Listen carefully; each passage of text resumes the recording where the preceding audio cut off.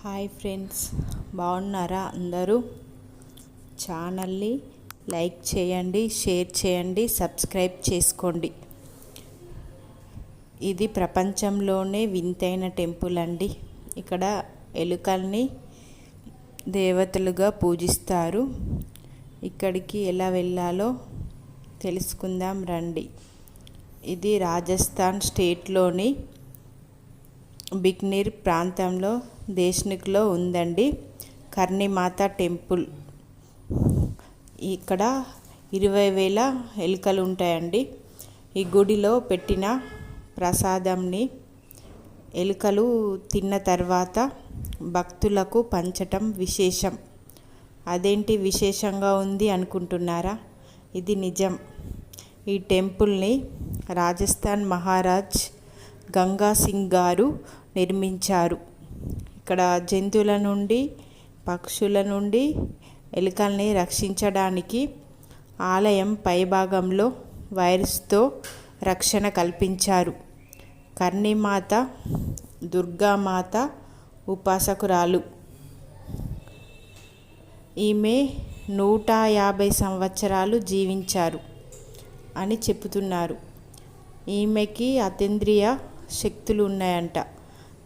ఈమెకు ఉన్న శక్తులతో భక్తులకు ఉన్న కష్టాలన్నీ తీర్చేదంట. అందుకే ఆమెను దేవతగా పూజించేవారంట భక్తులు. ఆమె తన ఇంట్లో ఒకరోజు అదృశ్యమైపోయిందంట. అప్పుడు ఆమెకి అక్కడ ఆలయం నిర్మించారంట వాళ్ళ ఇంట్లోనే. అప్పటి నుండి పూజలు జరిపించారు. కర్ణీమాత ఒకరోజు భక్తులతో ఇలా చెప్పిందంట. ఆమె వంశస్థులు త్వరలోనే చనిపోతారు, వారంతా ఎలుకలుగా జన్మిస్తారు అని చెప్పింది.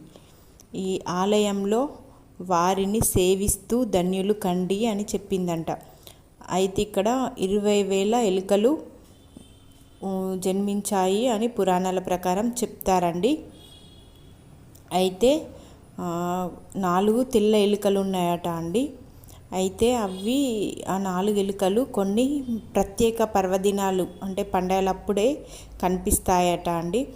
ఆ తెల్ల ఎలుకలు కనిపిస్తే చాలా అదృష్టంగా భావిస్తారంట భక్తులు. మొత్తం టోటల్గా తెల్ల ఉంటాయట అండి. చూడండి ఎలుకలు ఎలా పరిగెడుతున్నాయో. మనము గుడికి లోపలికి వెళ్ళినప్పుడు మన కాళ్ళ కింద అట్లా పడకుండా చూసుకోండి. ఎందుకంటే పొరపాటున మన కాళ్ళ కింద పడి ఆ ఎలుకలు మరణిస్తే అయితే మనం దానికి ఒక బంగారు ఎలుకను చేయించాలట అండి. అంటే బంగారు ఎలుక ప్రతిమను చేయించి అక్కడ పెట్టాలట. అక్కడి వారు చెప్తున్నారు. ఇంకా వీళ్ళు వాళ్ళ పూర్వ వంశస్థులు అన్నట్టు. కొన్ని పురాణాల ప్రకారం ఏమో అలా చెప్తున్నారు. అయితే ఇక్కడ ఈ 4 కనిపిస్తున్నారు కదా, చూడండి. ఆ 4 తెల్లెలుకలు లాగా కనిపిస్తారు అని అంటున్నారు వాళ్ళ పూర్వీకులు. అక్కడ ఇంతకుముందు మందు బాటిల్స్ చూశారు కదా, ఆ మందు కూడా తీసుకొస్తున్నారండి భక్తులు. ఎలుకలకి పోస్తున్నారు, అమ్మవారికి కూడా సమర్పించుకుంటున్నారు. భక్తులు తీసుకొచ్చిన ప్రసాదాలు కానీ అక్కడ టెంపుల్లో ఉన్న అర్చకులు, సేవకులు ఉంటారు కదా అండి, వాళ్ళందరూ ఈ ప్రసాదం, ఆహార పదార్థాలు, వివిధ రకాల ఆహార పదార్థాలు ఎలుకలకి పెడుతున్నారండి. అవి వాటిని తింటున్నాయి. చాలా బాగా అనిపిస్తుంది. పాలు కూడా తాగుతున్నాయండి. చాలా బాగుంది. ఎలుకలు చూడండి. ఇలాంటిది మీరు ఎక్కడైనా చూసారా?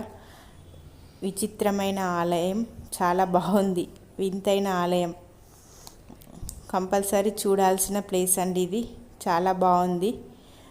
పావురాలు ఇవి అన్ని పక్షులు చూడండి ఎంత బాగున్నాయో.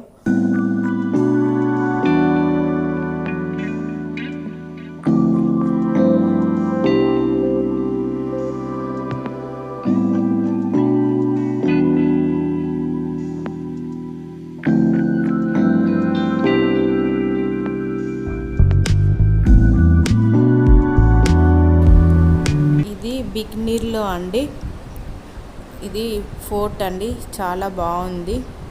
చూడండి ఆ రోజులల్లా అసలు రాజులు ఎలా కన్స్ట్రక్షన్ చేసిర్రో, ఆర్కిటెక్చరు అది చాలా బాగుందండి. అసలు చాలా పెద్ద ఉంది. ఇది జునాగఢ్ ఫోర్ట్ అంటారండి. అసలు ఎంత బాగుందో చూడండి మీరే. ఆర్కిటెక్చరు అసలు ఆ రోజులల్లా మ్యాన్ పవర్తోని అసలు భలే కన్స్ట్రక్షన్ వేసిరండి. అప్పుడు ఈ మిషనరీస్ ఇవేం లేవు కదండి. చాలా బాగుందండి. అసలు ఎవ్వరు అటాక్ చేయకుండా చాలా బాగుంది. అసలు ఎంత బాగా నిర్మించుకున్నారు రాజులు. ఇది అతి పురాతనమైన కోట అండి. ఇక్కడ మనం మ్యూజియం కూడా ఉందండి. ఇక్కడ ఒకవేళ మనం అంటే మ్యూజియం చూడాలనుకున్నా కానీ ఈ కోట లోపలికి వెళ్ళాలంటే కంపల్సరీ ఎంట్రీ ఫీజు ఉందండి. టికెట్స్ తీసుకోవాలి. చూడండి ఆర్కిటెక్చర్ ఎంత బాగుందో. ఇప్పుడు ఈ కోటలోకి వెళ్ళాలి అంటే ఫర్ హెడ్ టికెట్ కాస్ట్ వచ్చేసి 100 రూపీస్ అండి.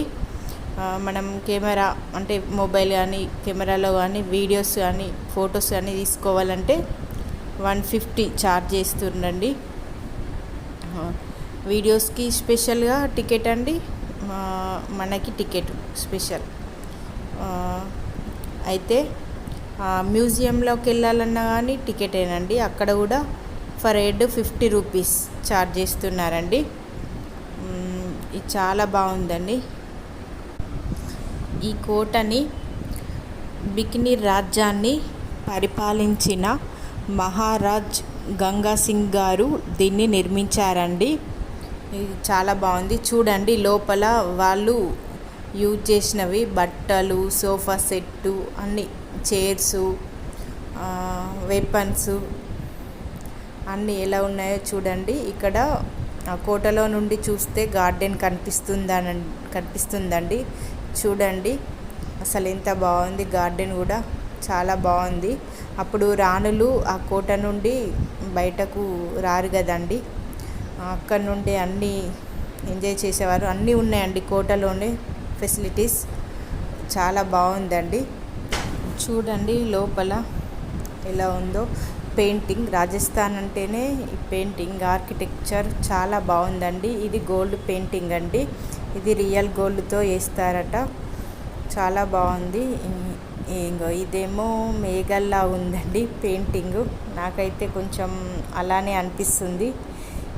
చూడండి మీరు కూడా, చాలా బాగుందండి. లోపల వాళ్ళు యూజ్ చేసిన ఐటమ్స్ అన్నీ భద్రపరిచారండి. చాలా బాగుంది అసలు లోపల.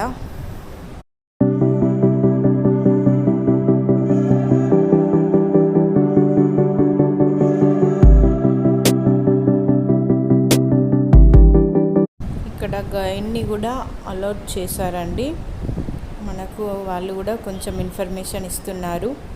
దీన్ని హోలీ చౌక్ అంటారట. ఇక్కడ రాజుగారు కూర్చుంటారంట. ఇది ఎడారి ప్రాంతం కాబట్టి చల్లదనే కోసం దీనిలో వాటర్ నింపుతారట.